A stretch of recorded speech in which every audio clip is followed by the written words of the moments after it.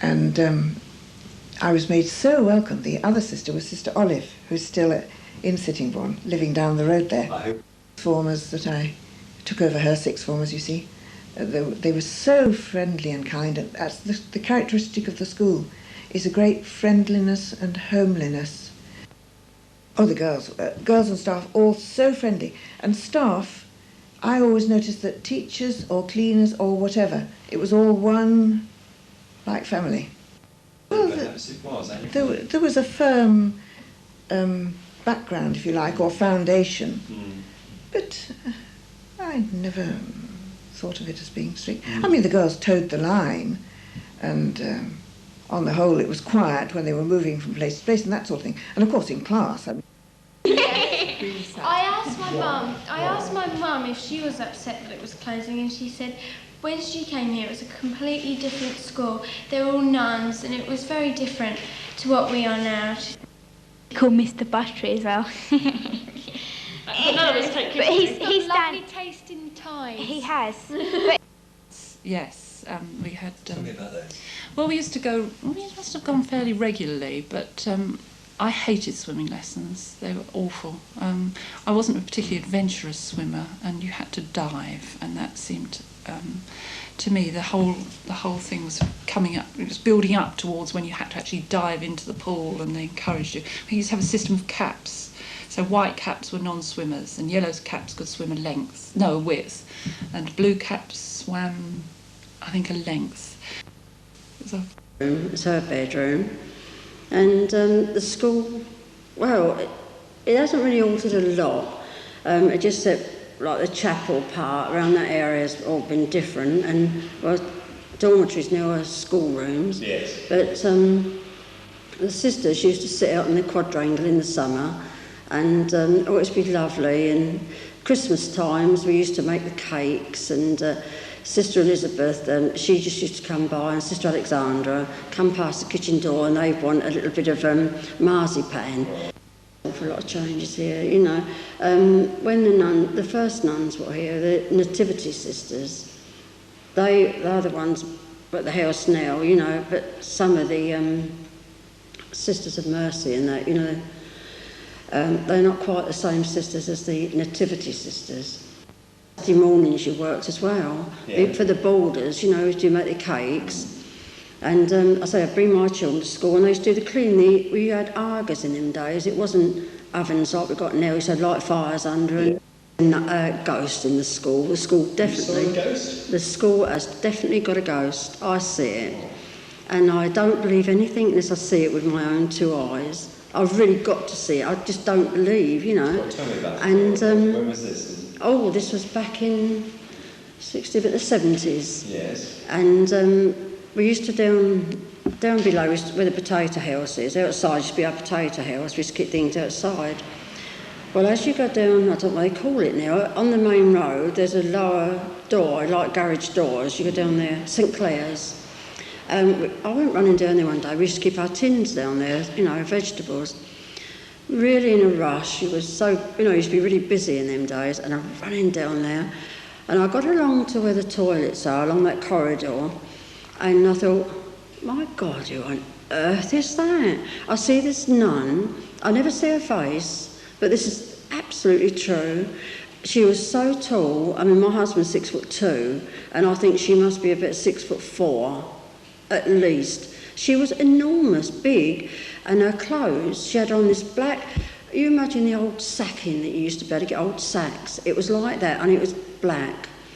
She had the head veil on, quite long, and it was like sacking, and the dress was right down to her ankles, but I could see thick black stockings and like a man's black shoe, but then the nuns did used to wear flat men's shoes.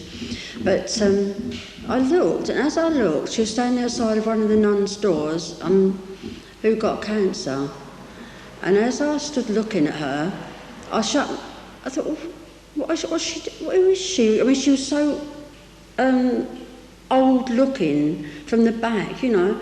And as I looked, it seemed hard to believe, but she went through the wall. So my job was really to be over the laundry with one of the sisters, and we done their laundry. That was everything they had, like the down to the nuns things. Morning, one of the sisters used to go up about 6 o'clock and start everything off. When I came in at 9, then we worked together till I went at 2, and then she sort of carried on. Nora said, I think, around the 60s. I think that when they had the boulders, it went into about 300 actually, the boulders and the children, but mostly the boulders' parents were abroad, and they had these jobs, and they was paid for that because they was educating the child, but the firm, whoever they worked for, was paying for their fees. So they used to go home, say perhaps twice a year. Some of them only went home in the summertime. There in cubicles of and Madame Ansell, she was in charge of them, and she was a very strict, good person. And I've seen Madame Ansell go to the top of the gates, just look for the children coming up. Had they got their hats on? Had they got their socks pulled up? When I was 3.5, I came here for an interview. I was so scared. I was really tiny, and I was sat in front of this massive lady, well, who I thought was massive, but it was Sister Margaret. And I was sitting there on this massive chair that swamped me, and I was being asked what my favourite toy was and everything. It was really scary when you're little, but when I think back, you think, I was only sitting there talking, but at that age, you're really scared. We had Sister Margaret, and then it went to Mr. Teeny, didn't it? Yeah. And Sister at that Margaret time, we nice. had a Mrs. Lamb. We didn't have Mrs. Penny. Mrs. Penny had just come. As we were going out of preschool, we had Mrs. Lamb. Most of us came every other day instead of coming every day. But then as we got, once I said, Mummy, can I stay? When I only came to drop my sister off at school. So gradually, as we got used to everyone, we stayed. And so you liked it? There was this lady called Mrs. Smith, and some of us, we stayed for half days, and while we were waiting for our mums to come, and she'd let us play snap, cards, and before while we were waiting for my mums or daddy to come, because Blue cardigan, Always, and she was very big, chested, wasn't she? Very bouncy, but when it came to the end, it'd be, good afternoon, Miss Tartan, and it would have to be all your curtsies and everything, wasn't it? And then when it came to K1B, wasn't it? We had to sit around the piano and sing Snap the Magic Dragon. it was with Alice and Francesca, and they were in groups then. Yeah. Oh God, he was so funny. And he got told off, and Miss Booth decided to send him back to preschool. And Alice and Francesca, they had to take him back to preschool. Of course, he ran off. Talking to Mrs. Penny, and he ran away. He ran off down the hill, and this old lady found him in the road, you know. Well, I mean, we've all been together. I mean, most of us have grown up together, and we would like to have stayed on and grown up even further. Some of us even went to nursery school. I mean, I went to nursery with Maya. We went to the same nursery. Johnson's nursery. I went to the same nursery as Alice, Francesca, and our Channa. And our Channa, she used to sit in the slides. She used to go around pinching them. And I mean, we had some good laughs, and he's very shell. Me and him have always been together. We've never ever been split up. I mean, we always have our arguments, don't we? Always. It was Dominique Byrne. The winner got to kiss Dominique, and the loser got to kiss Alice.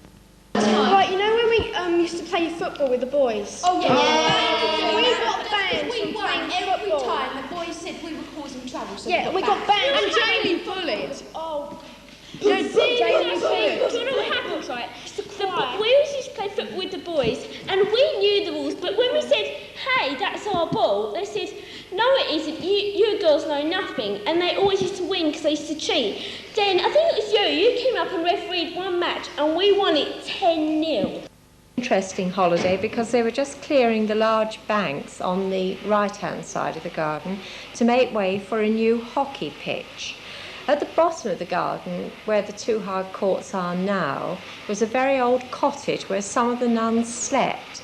And of course that part of the garden was an orchard, so there were fruit trees. It was absolute heaven for two young girls because we had the run of the grounds to ourselves. We were the only children here. And the highlight of the holiday was 2 visits to, now I think it was Herne Bay, with the sisters, and seeing the sisters paddling. Sort of day. We had breakfast at 8 o'clock. We had to clear the tables afterwards. And school started at 9 o'clock. We had lunch. Tea was at 4 o'clock, and of course, being young girls, we were always starving, and there was only bread and butter and jam, but we used to eat mountains of bread and butter and jam. Study was at 6 o'clock until 7. Supper was at 7 o'clock, and we then could go into the hall and use all the apparatus. It closed. I think it's going to leave a dreadful gap locally, educationally, and I'm just sad at what I see as waste, because it is such a good school. Stupid bonnets and this much all the world. They have a go. Bonnets? Sort of tiny. You know, hats and straw hats in the summer and like. Just plain brown ones in the winter. I'd love, for the buildings still here, and I'd like to come back and have all this time or something.